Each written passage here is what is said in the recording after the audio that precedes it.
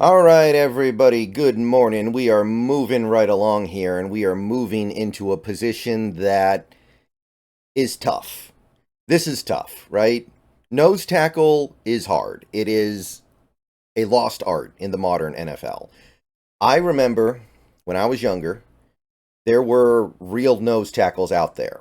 They were kind of all over the place, but there were a few that really stuck out. There were guys like Vince Wilfork in New England. There was Casey Hampton in Pittsburgh. These big, round, 400-pound guys who just sat in the middle, took up space, and you weren't moving them. You weren't moving them out of A-gap. You just weren't. And they made life easier for everybody around them, and they actually got positive attention. People knew about them. People lauded praise on them for the job they did at the nose tackle. Nowadays, it feels like we don't really have that anymore. The nose tackle is kind of being phased out of the league. It's almost like fullback. It's not that extreme, but it's almost like fullback, man. We're just kind of getting rid of the true nose tackles. Now, obviously, there's a player occupying that role in defenses, but they're not like the old nose tackles typically. There are exceptions. There are some guys out there, but just going to say it right now. They aren't really in free agency. You have to really get down to the bottom layer of the free agency pool to find viable nose tackles. I'm not talking about defensive tackles. Defensive tackle would be different. Nose tackle, that's tough. We're looking for bigger guys. We're looking for guys who are really stout and can hold their space, hold their ground, and make life easier for the linebackers behind them. So, the way I see it, we don't really have a big need here right now, but a need here is probably imminent. You've got Jarran Reed, last year of his contract, by the way, he's undersized and old. Like, it's possible Mike Macdonald doesn't even really like him. Like, Mike Macdonald might look at Jarran Reed and say, that doesn't really fit what I want to do. I want a true nose tackle. I want somebody like what I had in Baltimore with Pierce, Michael Pierce. And then you have Cameron Young, who actually I thought played okay last year, decently, but not nearly enough of a sample size to make any conclusions. So, realistically, we are not that far away from having a need in the middle. And how we address that need, it just depends on McDonald's perspective, and it also depends on what is available to us. But let's take a look at free agency and see what the options are. So, the idea of a superstar nose tackle doesn't really compute. Like, that's a contradiction, right? A nose tackle, most nose tackles in the NFL, their job is to make life easier for the players around them. The other ends, the defensive ends, the linebackers. So the idea of a superstar nose tackle is kind of it's like trying to draw a square with less than or more than four sides. It doesn't work. And there might be some star nose tackles out there, but they're not in this free agency. Really, the best you're going to be able to do, short of taking a guy at another position, like a typical 3-tech, and just putting him at nose tackle and figuring it's going to all work out, you're just looking for guys who can be good as a rotational starter or a rotational bench guy. They play some. But there's no such thing as getting a guy who's just going to, like, cook for you for 50-plus snaps a game, and they're going to be dominant, and nobody's going to be able to push them at the hole. No, it's not like that. You're looking for guys to be in a rotation, which is okay, because we do have some guys. But if we decide we need to bolster our rotation with a veteran, I found three guys. I found three guys that caught my interest on some level. And believe me, it's not a very strong catching of interest.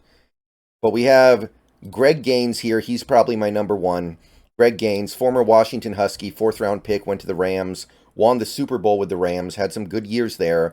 Last year went to Tampa Bay, didn't play particularly well. PFF was down on him.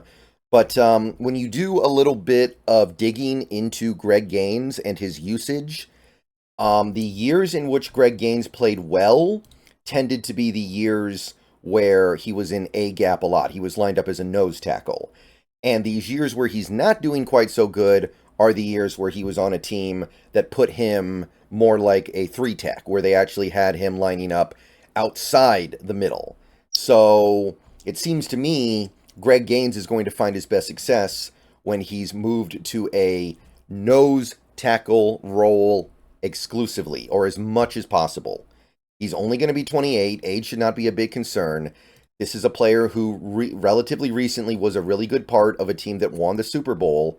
So I think there's something good here, and I think his recent struggles have been more because of usage.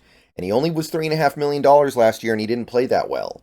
So could you get Greg Gaines for 1 year, $3 million, and just say you're going to rotate in and out with Jarran Reed, and you're going to be kind of more the run-stopping, early down nose tackle, and Reed comes in to provide the pass rush? Sure, I think that would be a positive development. Oh, excuse me. But yeah, I think that's probably about the best that you can do, and that's not saying much for this crop of nose tackles. But again, it's going out of fashion. All right, so after Greg Gaines, I think the next guy that you would look at would be Sebastian Joseph Day. Most recently, a short stint with the 49ers.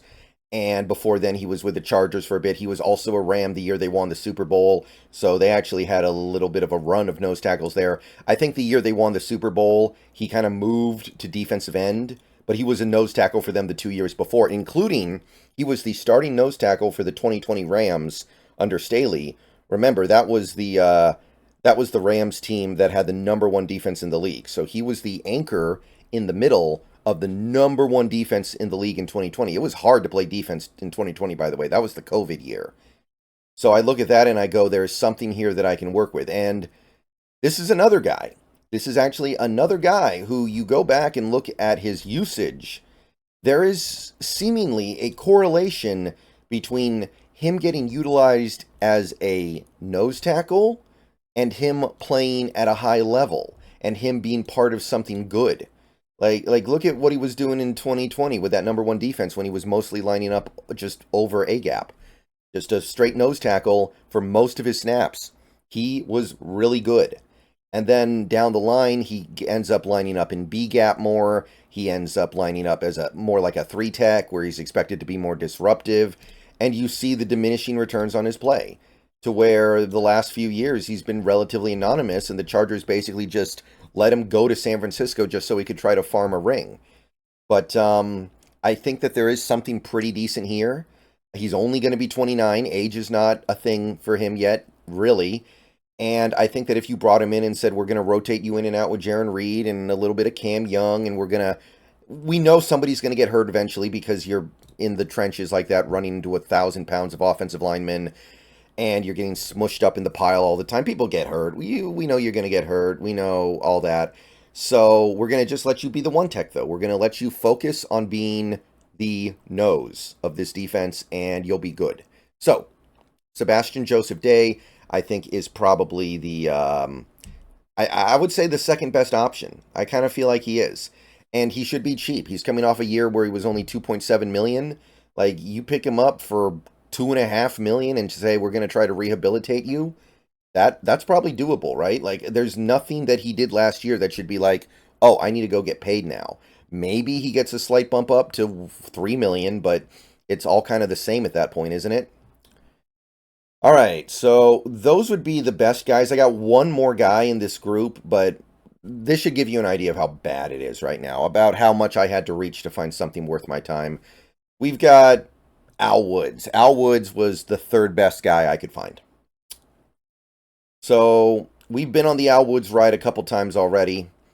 Good player, had a good career, did some great stuff here in Seattle.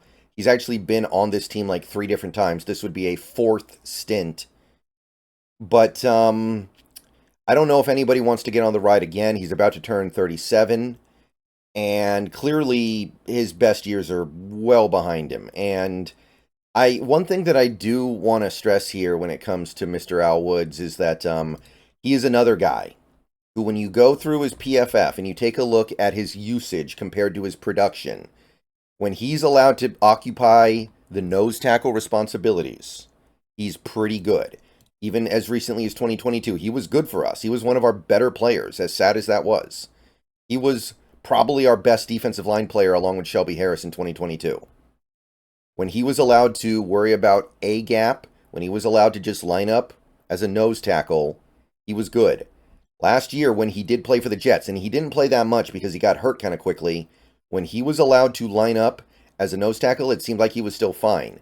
But for some reason, the Jets used him as like a defensive tackle a lot, like a more of a 3-tech. And I think that was a very negative development for his production. So I would say that Al Woods would be workable in a rotation as long as you allow him to just occupy the nose tackle crap. So it's going to be 37.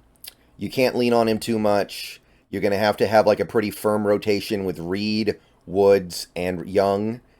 But I think he would add something. And honestly, given the fact that he made $2.25 million last year, and he got injured after like 6 games, what's he asking for? 1 year, $2 million? He'll probably be worth that. I think he'll be worth that. It's not hard to be worth that. All right, so that's the best I can do. So it's not great, but it's not like the draft is going to be much better. Straight up nose tackles, they're not in the draft very much anymore either. There are a couple guys, sure, but it's just hard to find them. That's why you see so many of these teams gravitate towards the smaller ones, the quicker ones, the ones that can be disruptive, and they just live with some of the downsides. Might be the way to go. But those are the best guys for me. Let me know what you guys think. I'll see you guys later. Go Hawks. More nose tackles later today, but probably only one more video because there just is not enough to go around. There's just barely enough nose tackles to fill this league, it feels like. See you guys later.